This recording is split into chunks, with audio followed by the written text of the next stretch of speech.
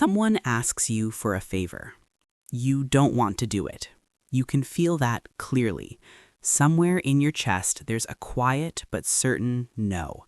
And then, without fully deciding, the word yes leaves your mouth anyway. And the strange part isn't that you said yes, it's that even thinking about saying no makes you feel guilty. Not after, not when you're overcommitted and exhausted, but right there, in that moment, before anything has even happened, the guilt arrives first, like a reflex, like your mind already knew what you were supposed to say, and anything else was a mistake. This doesn't look like a trauma response. It doesn't look like fear. It looks like being a good person. But what's actually happening runs much deeper than kindness. And the reason you feel guilty for saying no has very little to do with the person asking. You are not broken. You are not too sensitive. And you are not, no matter what that voice says, selfish. What you're experiencing makes complete psychological sense. And once you understand where it comes from, you might find it a little easier to be gentle with yourself the next time it happens. Let's go back to the beginning. There's a period in most people's early lives where approval felt like something that had to be earned. Not because anyone said so directly, not necessarily because your childhood was visibly difficult, but because love, attention, and warmth came most reliably when you were agreeable, when you were easy, when you didn't cause problems or push back or ask for too much. Psychologists call this conditional positive regard, the idea that acceptance was tied to behavior, that when you met certain conditions, you were loved, and when you didn't, something subtle shifted in the atmosphere. You noticed. Children always notice. So you adapted. You got very good at reading what people needed before they asked, at softening your edges, at being the version of yourself least likely to create friction. And it worked. The warmth stayed. The connection felt safe, and your nervous system quietly filed this away as a survival strategy. Agreement equals safety. That strategy didn't disappear when you grew up. It just became invisible. Psychologists sometimes connect this pattern to something called the fawn response. It's one of the lesser-known survival strategies, alongside fight, flight, and freeze, and it describes what happens when the nervous system learns to stay safe by pleasing others, by anticipating needs, by smoothing things over before conflict can form. The fawn response isn't a choice. It's wiring. It's the body trying to protect you the only way it learned how. And here's the strange part. The guilt you feel for saying no isn't actually about kindness. It's about self-preservation. When you consider declining something, your nervous system doesn't read that as setting a boundary. It reads it as danger. The possibility of someone's disappointment, even a stranger's, even a minor request, triggers the same alarm that once signaled a threat to connection, to safety, to belonging.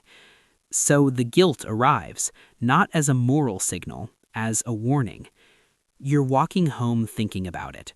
The conversation is already over, but your mind is still replaying the moment you almost said no, rehearsing what the other person's face might have looked like, reconstructing their tone, trying to determine if things are okay. You do this not because you're overthinking. You do this because your brain was trained to monitor emotional atmospheres with precision, because at some point, that monitoring mattered. As you move through life, this guilt shifts its shape. In adolescence, saying no meant risking belonging, and belonging at that age felt like survival. In your 20s, it meant risking relationships, opportunities, the careful image you were building of yourself as reliable, capable, good. By your 30s and beyond, the guilt becomes quieter but more persistent.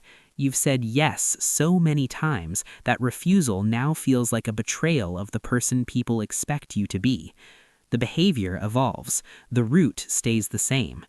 At every stage, saying no asks you to do one specific thing: tolerate the discomfort of someone else's disappointment.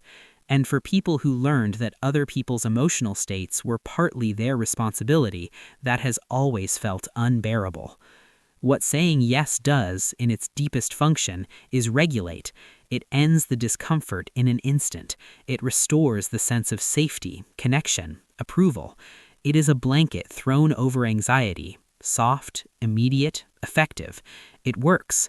The tension dissolves. The other person seems fine, and for a few hours, so do you. But the blanket doesn't put the fire out. It just makes it invisible for a while. This is why the guilt comes back, why the cycle doesn't break on its own. Not because you lack willpower or self-awareness, but because the relief that comes from agreeing is immediate, and the cost, your time, your energy, your sense of self, is deferred. The nervous system always chooses immediate relief. That is not a character flaw. That is how nervous systems work. What you're carrying isn't weakness, it's an old map. One drawn when you needed it, in a landscape that no longer quite exists. The map told you, keep people comfortable, keep yourself safe. And for a long time, it was accurate. It got you through rooms and relationships and moments that required a particular kind of softness to survive. The guilt you feel isn't proof that you're selfish.